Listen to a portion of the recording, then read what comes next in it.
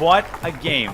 Ding and dong, it's Mr. Liren strolling into the World Chess Championship in Singapore. It's game 13, the penultimate one, business end of the tournament, and there's his second, Richie Rapport. Absolutely outdone himself today. Incredible clobber, lovely pair of half trousers. And not far behind is the young challenger, Gukesh D. Here he comes. I hope he's warmed up. He's going for a record speed into the hall. We've not seen a chess grandmaster move that fast since Yasser Serwan way back in the 1984 chess grandmaster USA egg and spoon race. Incredible stuff today here on Septic Cheese. What do we see on move 1?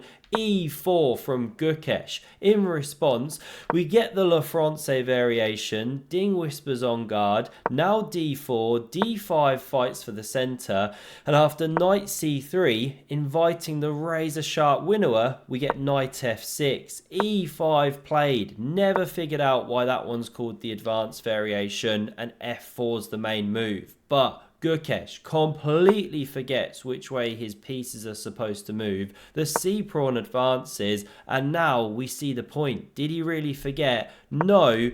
He sets up connect 4 and unlocks himself dinner for 2 with the legend Vishy the King, a man who's actually celebrating his birthday today. Happy birthday to him. What did he have as a lovely birthday meal? You guessed it. Mushrooms. Now it's Ding to move. He pops a pony on the c file here, and these are the main moves for white. But does Gukesh play any of them? No.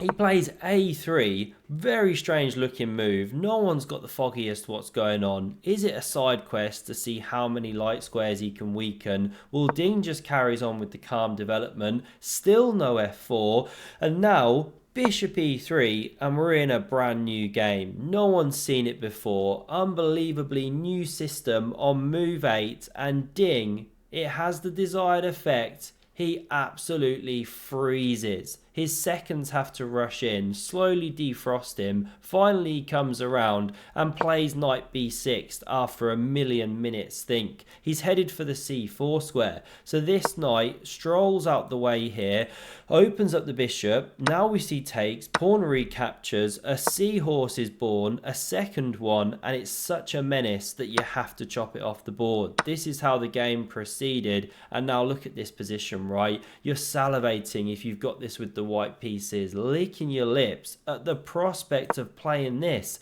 How thematic does that look? And this doesn't work, by the way, because then you can castle. Sure, there's a check, but you sidestep. The rook's still covered. Queen has to go. This is fun. H4, H5, knight F3, whatever. You know, this is what you live for in the French. But not played. Gukesh goes into his shell a bit here and plays knight G to E2.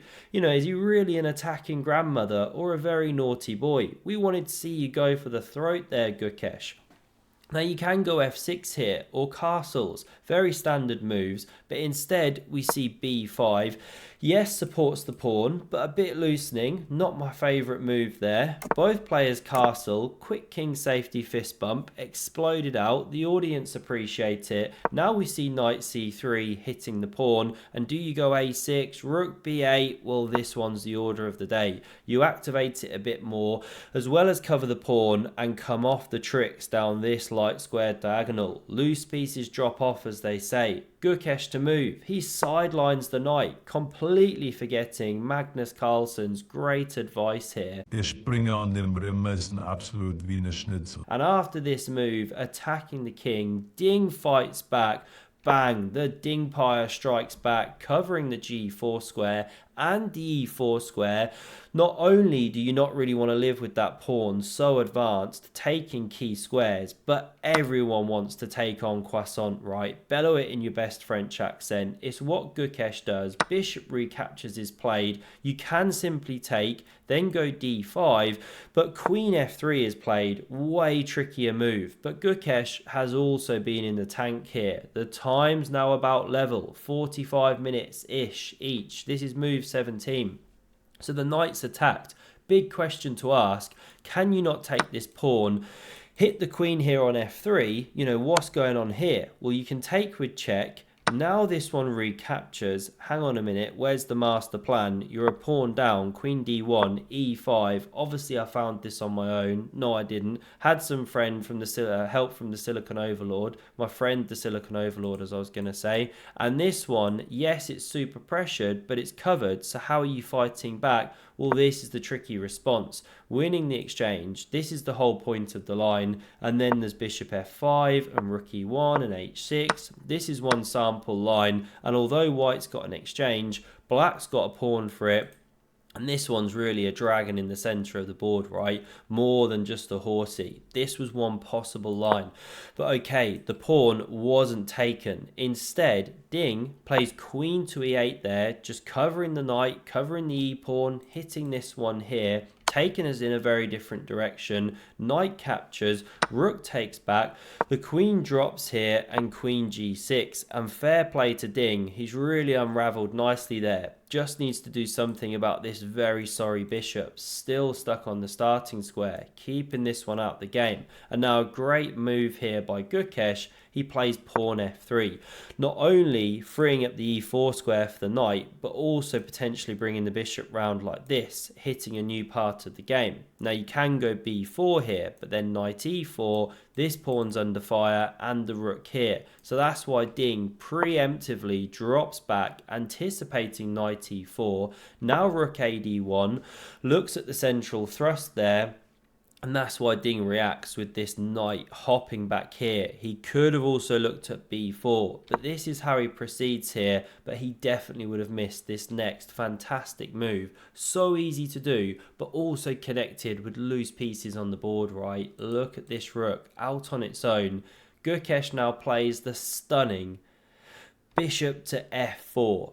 Pooh, what a move. What a move. A move that looks absolutely impossible, right? Because hang on a minute, takes, what's your master plan? Well, this is the move. You set up this giant rook queenie seesaw, and that is actually winning material. Really unusual tactic. And if you try some kind of kamikaze, yeah, fine, so what? White still emerges an exchange ahead for only a pawn, let's say, and you're invading, right? This one's collapsing. It's horrible. So you can't touch the bishop here. Instead, we see rook b6. This one invades, hits the rook again. It retreats back, fianchettos itself. I'm always wondering if we're one day, that's awkward. One day going to see a fianchettoed rook here. We finally get it in a World Cheese Championship. Now this bishop hits d6, pressures that knight. Rook e8 breaks this uncomfortable pin. And now you're really at a fork in the road here, a divergence in the yellow wood. Do you take the knight, have that long-term advantage, or play Chewbacca's favourite move, the Wookiee one, and just put the pressure on like this? Knight f5, bishop c5, and so on. This knight can hop and everything like this. It's pleasant for white. Or do you do what Gukesh did, chop here, takes, and now plant the queen on this e5 square? An absolute spider sprawled in the centre of the board, pressure on the pawn, knight could be hopping, also looks great because this miserable bishop is just stuck out the game, right? Behind its own colour complex pawns. Well, Gukesh goes for this. Arguably not the most precise, but it is still pleasant. Again, he can slow play things here. Maybe then bring the knight soon. I kind of like that. He thrusts through the centre, also looks amazing, but you do breathe life into this bishop here. However, first you have to survive the onslaught. Check is played. The queen blocks, and now an excellent move, queen c5. Stepping onto the dark squares, pressuring the bishop that still hasn't come to life, and you're threatening to invade with the rook. So Ding slides back. Great move from him. Astonishing defending. The amount of Ding puns I've seen in the comments is out of this world. So thanks for that. And now how do you respond here with the white pieces? Well, rook d to e1 is selected. Another great move. Offering the queen to take for the two rooks. Playable, but risky, because the queen centralizes with the check, the knight hops in, and usually with an exposed king, loose, uncoordinated pieces, you don't go for the queen versus 2 rooks situation. So that's why Ding slides back to f7 here, but it wasn't technically the best move. He should have gone for the 2 rooks versus queen thing, because now you've got the excellent move of rook takes here. However, we're in the back cave analysis mode, it was missed. Why is this so good? Well, after queen takes, the knight hops in, headed for this monster square. Now you can do something like this is technically best. There are a number of ways to lose, very easy to go wrong. This is the top one. Knight d6. Now you can go rook c7, but check. And long story short, with 1 rook off the board, white just gets these new tactical opportunities available. New pieces flooding into the attack. These are the kind of things available here. And you can't do this, by the way, or you get mated. All sorts of ninja crazy lines like this. We won't keep going. Big advantage for white. However, Gukesh sees the idea, but doesn't chop the rooks first. Goes for this one. Again headed for the monster octopus square, but Ding clutches up at this point, finds a stunning defensive resource, and it's rook to f8. Not only stepping away from this monster move, which was now played, you know, it would have been a triple, quadruple fork,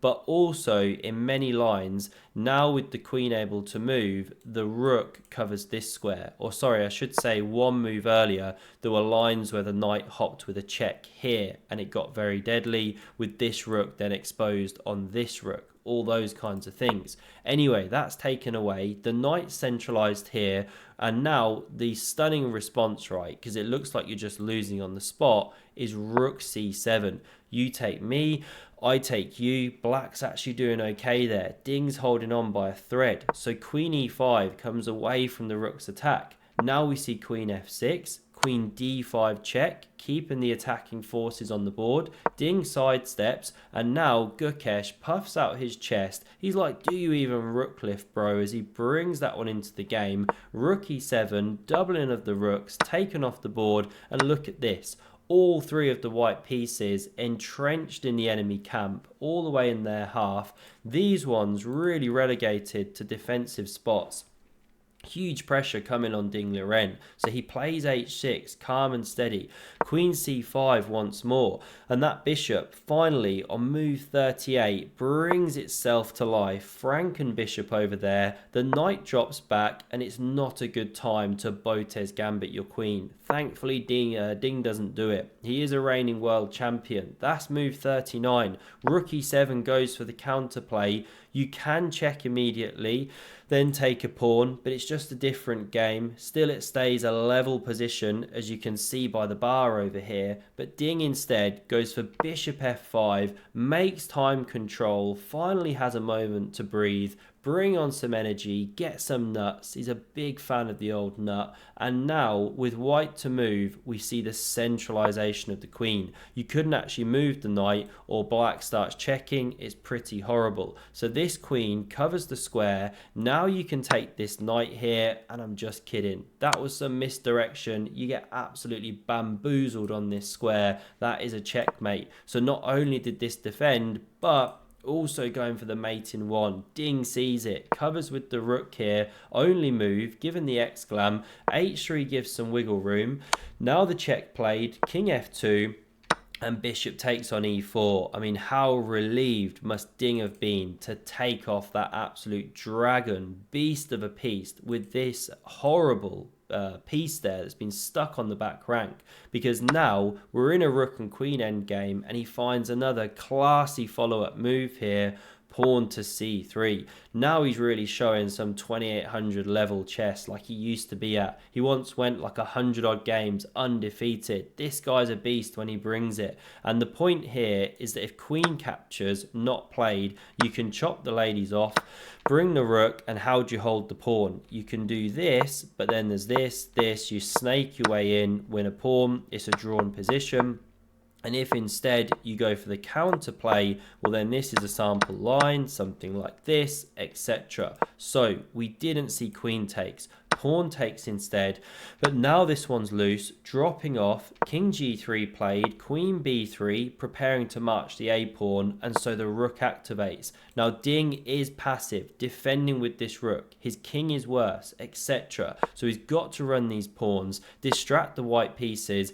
It's what we now see. He offers an exchange, was playable, but will stick with the game because all roads lead to Singapore here in terms of how we see things proceed, which is the queenside pawns liquidated. Then we're in this rook end game where Ding is a pawn down, but fear not, he activates that one there. The return of the Ding is well and truly upon us because yes, he's a pawn down, but fear not. He knows his rook and pawn end games and king end games. He keeps checking, staying active, goes for a little trick in just a moment. There's a sneaky one. You take me, I take you. Gukesh holds off. This is how the game goes. And finally, we get a threefold repetition, almost as legendary as this one. And there it is. And there it is. Wow. Well, we just said the same exact Did we just thing. say the same exact? Did we just do that 3 times? Seriously? That's how the World Chess Championship finished today. We go into round 14, all to play for. This is what happens when fire meets ice cream. We absolutely love it. Hope you enjoyed, and check out the video on screen for another incredible game between Magnus Carlsen and Kramnik, played literally yesterday if you're watching this 11th of December. Thanks a lot and see you soon. Cheers.